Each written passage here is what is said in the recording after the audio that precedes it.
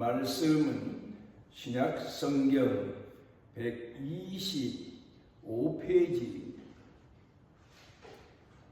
누가복음 18장 9절부터 14절까지 봉독합니다.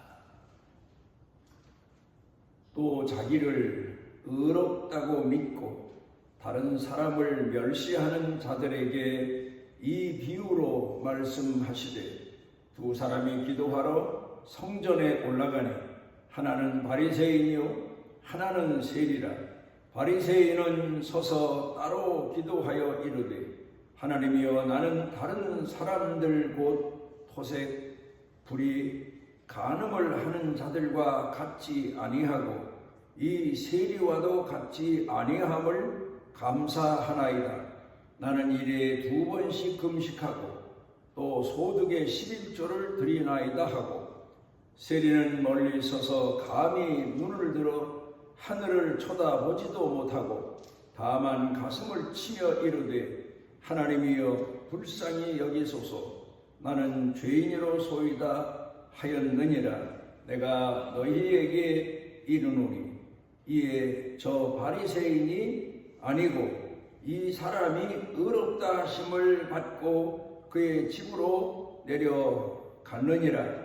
무릇 자기를 높이는 자는 낮아지고 자기를 낮추는 자는 높아지리라 하시니라. 지난 주 10월 27일 날은 그래도 한국 교회가 깨어나기 시작하는 날이라고 생각하면서 감사하기도 합니다. 그동안 한국 교회가 부흥의 부흥을 거듭해 오며 성장해 왔지만 사회로부터 얼마나 많은 지탄의 소리를 들었는지 모릅니다. 교회가 타락했다. 교회가 부패했다. 교회가 세상에 부를 축적하는데 한몫을 하고 있다. 이런 의미에서 사회에서 교회를 비난하고 비방하고 책망하는 그런 얘기가 참 많았는데, 그래도 교회 스스로 이제는 깨어야 되겠다. 교회가 깨어서 하나님의 말씀에 굳건히 서야 되겠다. 그런 생각, 그런 의미에서 이런 연합 집회를 가졌다는 점에서는 참으로 우리가 볼 때 마땅한 일이다, 그렇게 생각을 하게 됩니다. 그런데 중요한 것은 여기서 한 가지 부족한 것, 아쉬운 것, 그게 바로 뭔가 하면은 바로 사랑에 비친 마음입니다. 범죄자들, 하나님 말씀을 위반하는 사람들, 또 성적인 문제로 정상적인 생활을 하지 못하는 사람들, 이런 부류의 사람들을 향해서 잘못됐다, 그 점을 지적하고 외치는 데 대해서는 바른 소리를 했다고 봅니다마는, 그런데 중요한 건 그들에게, 그 사람들에게 사랑의 빚을 지고 있다는 사실을 교회가 잊고 있지 않았나, 그런 생각을 합니다. 세례 요한하고 예수님하고의 사역의 차이. 세례 요한은 예수님께서 말씀하신 대로 구약 시대의 선지자 중에 어쩌면 마지막 선지자일 수가 있습니다. 하나님 말씀을 떠난 백성들을 책망하고 죄를 범하는 백성들을 책망하고 타락한 사람들에게 호통을 치고 그들의 심판을 경고하고 그러면서 그가 나서서 외친 점에 대해서는 참으로 잘한 일이고 훌륭한 일이지만, 그러나 세례 요한에게서 우리가 찾을 수 없는 것은 바로 하나님의 깊은 사랑을 그 시대 사람들에게 전하지 못했다는 사실입니다. 그런데 예수님께서도 물론 죄를 책망하시고 불의를 책망하시고 거짓된 신앙인들을 책망하신 점에 대해서는 세례 요한이나 다를 바가 없지만, 예수님에게서 우리가 발견하는 것은 바로 어린 양의 모습입니다. 그러니까 죄인들을 불쌍히 여겨서 그들의 죄를 대신 담당하시는 속죄자, 구속자의 모습입니다. 그리고 예수님은 세례 요한과 달리 세례 요한은 죄인들을 책망하고 도끼가 나무 뿌리에 놓여 있으니 회개에 합당한 열매 맺지 않은 나무마다 찍어 불에 던진다.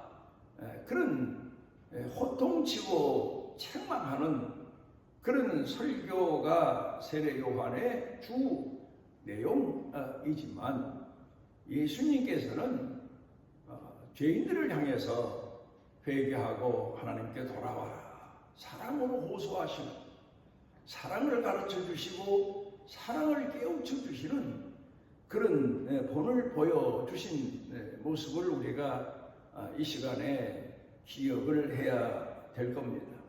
제가 목회하면서 목회 초년 때에는 중반 때에도 그렇긴 했지만, 하나님의 말씀을 가르치고 게으른 성도들을 책망하고 그리고 세속에 물든 사람들을 깨우려 하고, 그러면 하나님의 말씀을 열심히 전하는 그런 사명을 다해야 되겠다는 마음을 가졌는데, 목회 중반쯤 돼서부터 하나님께서 저를 깨닫게 해주시는 내용 하나가 빚진 자의 마음입니다.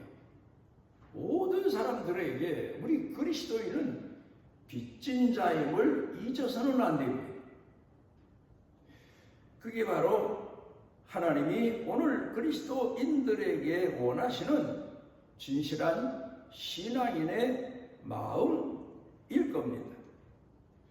아우구스티누스, 우리가 어렸을 때에는 어거스틴이라는 말로 글도 읽고 듣기도 했습니다마는, 그를 따르는 제자가 그 분에게 스승에게 묻기를, 우리 그리스도인에게 있어서 가장 중요한 윤리가 뭡니까?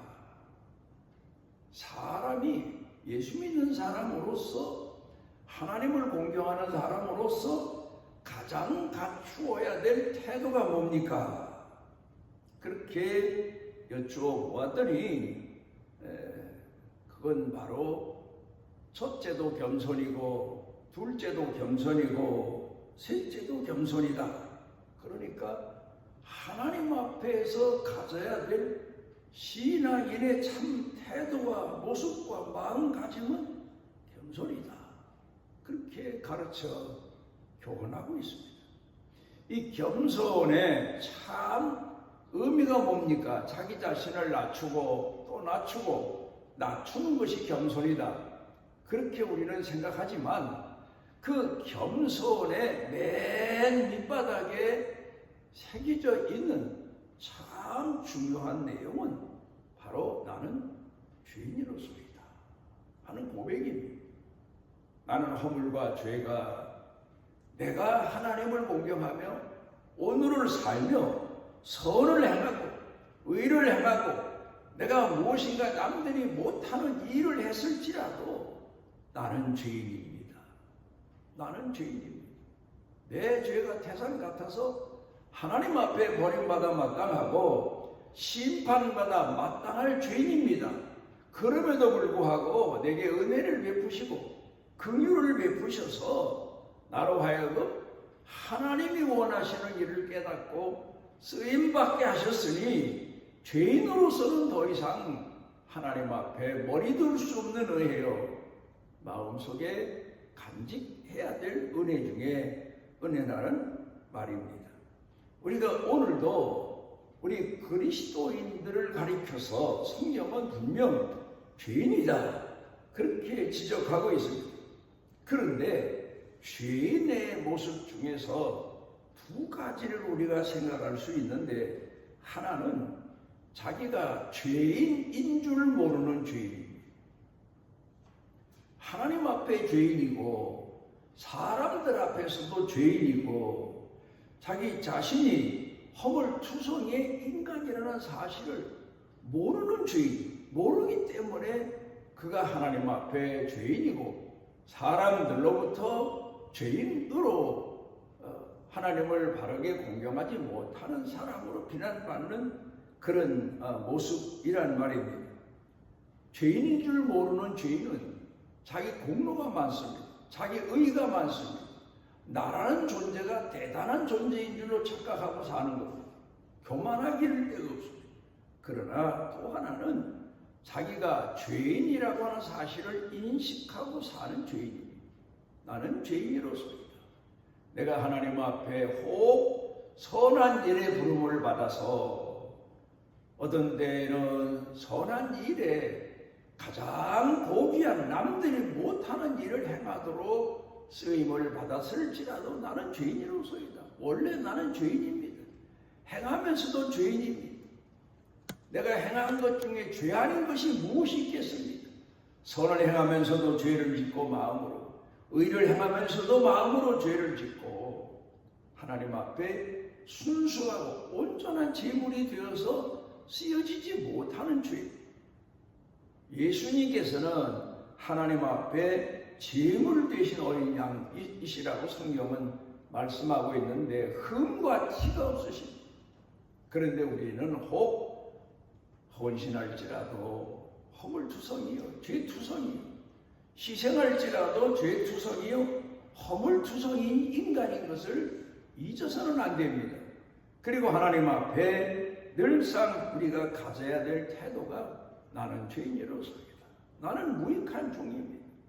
내가 주인 앞에 남들이 하지 못하는 일을 행했을지라도 종일토록 충성했을지라도 나는 무익한 종입니다.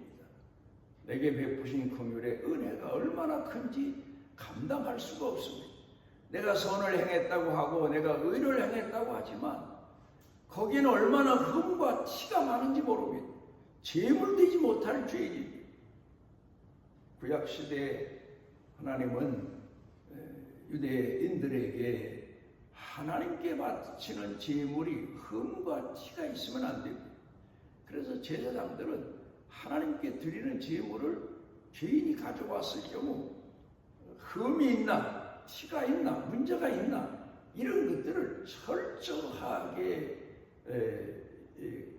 조사를 해서 흠과 티가 없는 것만 하나님께 제물로 바치도록 그렇게 정해져 있었는데, 예수님은 흠과 티가 없는 구약시대 그 많은 제물 중에 딱 한 분 예수님밖에는 없습니다. 그런데 오늘도 우리가 하나님 앞에 제물된다 하면서도 얼마나 허물이 많고 흠이 많은지 모릅니다. 사명자다. 나는 희생을 순교를 각오하고 주 앞에 충성하고 산다. 그렇게 생각하는 사람들, 그 행동도 그렇고 마음도 그렇고 신앙의 자세도 그렇고 흠이 얼마나 많고 티가 얼마나 많고 문제도 얼마나 많은지 모릅니다. 이 사실을 아는 사람이 바로 겸손한 사람이고 또 하나님께서 오늘 성경 본문 말씀으로 돌아가 보면 바로 기뻐하시는 사람이란 말입니다. 탈무드에 이런 얘기가 있습니다. 스승이 탈무드에서 가르치는 내용을 보면 제자들을 많이 두고 있습니다. 그런데 그 제자들을 스승이 초대해서 자기 집으로 와서 한 끼 식사라도 함께 하는 것은 제자들에게 있어서는 더할 나위 없는 영광입니다. 그런데 이제 스승이 제자 한 사람을 자기 집으로 초대를 했습니다. 그리고 식사 자리에 초대를 해서 식사를 하게 됐는데, 유대인들은 기도문이 상당히 많습니다. 천주교인들이 기도문을 암송하는 것을 우리가 보게 됩니다만은 기도문이 많습니다. 잠잘 때 기도, 깨었을 때 기도, 밥 먹을 때 기도, 집을 나갈 때 기도, 나갔다 들어와서 기도, 포도주 마실 때 기도, 이런 기도문들이 상당히 많습니다. 그래, 이 랍비가 제자를 자기 집에 초대하고 음식을 먹는데, 이 제자가 음식을 먹을 때 드리는 기도문도 틀리고, 식사가 끝난 다음에 마시는 포도주를 마시는 때 드리는 기도도 틀리고, 뭐 자기 스승집에 초대를 받아서 스승집에 들어와서 드리는 기도도 틀리고, 자꾸 틀립니다. 그러니까 이 스승이 참 못마땅한 마음을 가지고 이 제자를 책망을 하고 그리고 이제 돌려보냈습니다. 그런데 나중에 다른 사람을 통해서 소문을 들었는데, 자기 집에 초대받아 와서 무슨 기도를 하든 제대로 하는 기도가 하나도 없어요. 기도문을 암송하는데. 그래서 책망하고 보낸 그 제자가 막노동하는 사람인데, 그가 막노동을 하면서도 가난한 자를 돌보고 병든 자를 찾아가고, 남이 병들었으면 자기가 병든 것처럼 찾아가 간호도 하고 도와도 주고, 가난하고 배고픈 사람이 있으면 자기는 못 먹어도 그 사람들을 자기 음식을 가져다 주고, 그렇게 산다는 소문을 듣고는 이 랍비가 너무 부끄러워서 자기는 뭘 좀 안다고 기도문을 제대로 암송하고 남을 가르치는 스승이라고 해서 제자를 책망했지만, 삶의 현장에서 헌신하고 희생하고 순수한 마음으로 살아간다는 그 제자 이야기를 듣고는 그 제자를 책망한 자기 자신이 부끄러워서 하늘로 자기 얼굴을 들지 못하고 살았다는 그런 얘기가 있습니다. 우리가 오늘 우리 그리스도인들에게 있어서 중요한 게 뭡니까? 주의를 지키는 것도 중요하고, 헌신하는 것도 중요하고, 11조 하는 것도 중요하고, 교회 일에 충성하는 것도 참 중요합니다. 그런데 문제는 바로 가장 중요한 빚진 자의 마음을 갖는 겁니다. 오늘 성경 본문으로 돌아가서 보면은 예수님께서 비유를 들어 가르쳐 교훈하신 내용 중에 두 사람이, 바리새인과 세리가 하나님 성전에 나아가 기도를 했는데, 바리새인은 자기 공로만 하나님 앞에 내세운 겁니다. 물론 11조 하게 해주셔서 감사합니다. 주일 지키게 해주셔서 감사합니다. 때마다 제물을 드리고 하나님 앞에 제사할 수 있게 해주셔서 감사합니다. 또 죄인들과 같이 죄에 파묻혀 살지 않고 성별된 생활을 살게 해주셔서 감사합니다. 그렇게 기도를 드렸다는 겁니다. 그러면 하나님께서 그래, 맞다, 너 참 훌륭하다, 너 같은 사람이 없다, 내가 원하는 사람이 바로 너다, 그렇게 칭찬을 하셔야 되는데 하나님이 그 기도를 듣지를 않으셨습니다. 듣기 싫어하셨단 말입니다. 왜요? 그 마음 가운데는 자기 공로가 가득 차 있고, 거만이 가득 차 있고, 자기는 타락하고 부패한 걸 잊어버리고 생각도 못하고, 태어날 때부터 자기는 의로운 사람으로 착각하고 사는 잘못된 교만한 그런 신앙이기 때문입니다. 그런데 여기 오늘 성경 본문에서 세리는 하나님 성전에 나와서 얼굴도 들지 못하고 나는 죄인으로서이다. 하나님 앞에 나올 수 없는 죄인인데 나와서 기도할 수 있도록 이 죄인에게 베푸신 은혜가 얼마나 큰지 감사해서 감격해서 하나님 앞에 자기가 죄인임을 고백하고 있습니다. 원래 성전에는 죄인을 못 들어오게 되어 있습니다. 그런데 예수님 비유 중에 오늘 성경 본문을 보면 이 죄인이 성전에 나와 기도할 수 있도록 허락받았다는 것 누굽니까? 바로 우리 그리스도인들입니다. 우리가 이 점을 기억해야 됩니다. 우리는 성전에 나올 수 없는 죄인임에도 불구하고 예수님께서 우리의 보증자가 되어주셔서 성전에 나와 기도할 수 있고 찬양할 수 있고 예배드릴 수 있고 하나님 말씀대로 순종해서 쓰임받을 수 있는 은혜를 입은 것 이게 얼마나 큰 은혜인지를 우리 그리스도인들은 잊어서는 안 됩니다. 이 고백이 있어야 됩니다. 나는 죄인입니다. 성전에 나올 수 없는 죄인입니다. 쓰임받을 수 없는 죄인입니다. 하나님의 자녀라고 칭함받을 수 없는 죄인입니다. 종으로도 칭함받을 수 없는 죄인입니다. 이 기도를 하나님 앞에 우리가 때마다 드리고 이 마음을 가져야 됩니다. 잊어서는 안 됩니다. 그럼에도 죄인에게 큰 은혜를 베푸셔서 기도하게 해 주시니 감사합니다 하는 마음을 가져야 됩니다.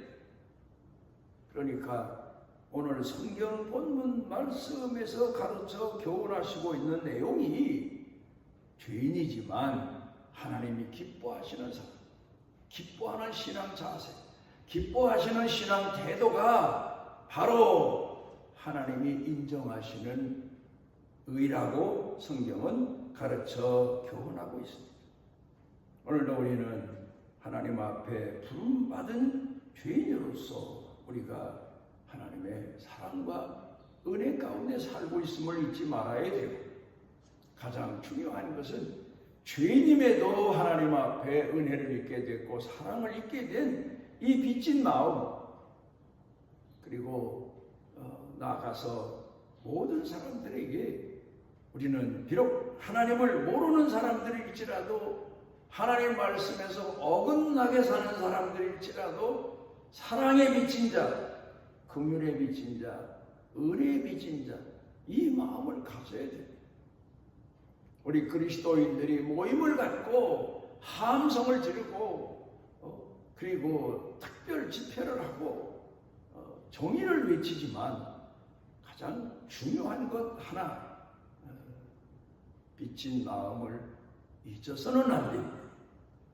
오늘 이 시대를 살면서 우리 그리스도인들은 모든 사람에게 빚진 자, 다시 말하면 동성애자에게도 우리 그리스도인들은 복음에 빚진 자임을 잊어서는 안 되고 또 악인에게도 복음에 빚진 자임을 잊어서는 안 되고 그러면서 우리로 하여금 오늘도 하나님 성전에 머물며 자녀로 살고 종으로 살게 해주신 그 긍휼하신 은혜 빚지고 또 빚지고 또 빚지는 사랑의 은혜를 마음 가운데 새기고 오늘을 살며 헌신자로 쓰임받는 자로 평생을 살아가게 되시기를 바랍니다. 오늘 우리를 주의 전에 모아주신 아버지 하나님, 이 시대에 많은 사람들이 혼란을 거듭하고 하나님 말씀을 하나님의 진리를 마음에 새기고 그를 따른다고 하면서도 그 마음 가운데 진정으로 하나님이 우리에게 보여주신 사랑에 비친 마음을 잊어버리고 사는 시대에 깨워주시옵소서, 깨닫게 해주시옵소서. 우리로 하여금 그 사랑을 가슴에 안고 하나님 앞에 감사하고 살해하고 우리 주변 모든 사람들에게 이 복음 전하는 사명, 삶을 잊지 아니하게 해 주옵소서. 예수님 이름으로 기도드리옵나이다. 그래서 그 날개 아래 보호를 받으러 온 내게 온전한 상 주시기를 원하노라. 우리를 죄에서 구속하셨을 뿐만 아니라 영원한 우리의 보증자가 되어주신 우리 주 예수 그리스도의 무한하신 은혜와 우리를 버리지 아니하시고 영원토록 품에 품고 사랑하시는 아버지 하나님의 만극하신 사랑과 속에 내재하셔서 깨워주시고 일으켜주시고 힘있게 하시고 주님을 따르도록 권고하시는 성령님의 능력의 은총이 사랑하는 자녀들 머리 위에 영육간에 사는 생활 중에 일터, 경영, 가족, 온 교회 중에 넘치고 넘치도록 함께 하시기를 축원하옵나이다.